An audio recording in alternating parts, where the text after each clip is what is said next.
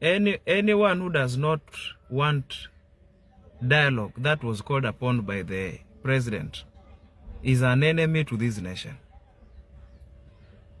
Every grievance that has been raised or was raised can be addressed through dialogue.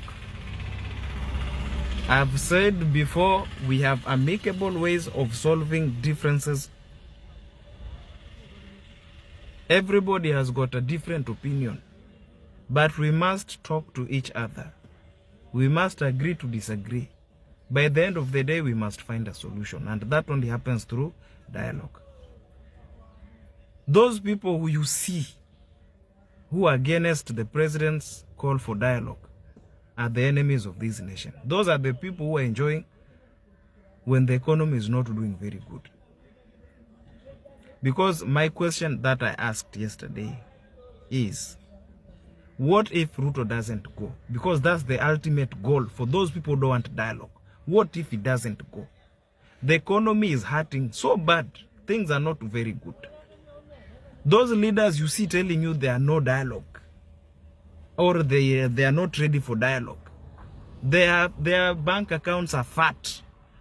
They have something they can eat for the next 10 years or even 20 years if we decided to riot. The bloggers you see who are being used and hyping you on TikTok and Twitter, they are being paid.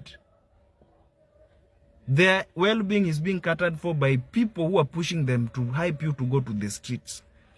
Right now as we speak, there are the people who lost their lives.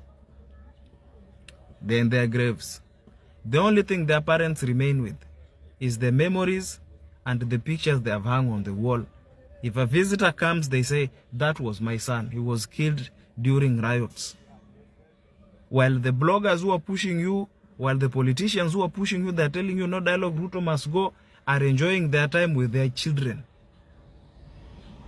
I don't want to mention names, but those leaders who are saying no to dialogue are the enemies of this nation. We have been on the news for far enough time now. We have been on CNN, we have been on Al Jazeera, we have been everywhere. Enough of all this. This country needs to move on. We will not always be on breaking news all the times. I'm telling people, and I told youths, your march to State House is a pipe dream. Ruto is going to finish these 5 years. Sit down and strategize. Wait for 2027, send him home.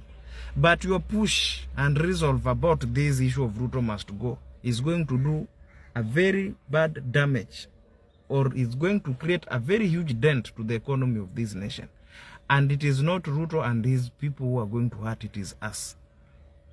So before you open your mouth, or before you take your finger and type that Ruto must go and push people to the street, think. Because there are people who've got their bank accounts being taken care of. Their bank accounts are reading good figures, while you are there, you have nothing.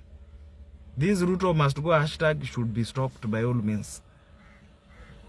And those people think Raila Odinga has betrayed them. You also go out there, Big B, you can also be in a position. Okay? This Raila Odinga wants the best for this country, but we can't see it now because we are too blinded by Ruto must go. That is why he said, as a statesman, as a mature man, he has seen a lot. That's why he has said, I welcome dialogue. Why do we want to push this issue of Ruto must go? We don't want dialogue. How are you going to solve issues with that dialogue? Dialogue is necessary. So think about it. Before you plunge this country to unnecessary chaos,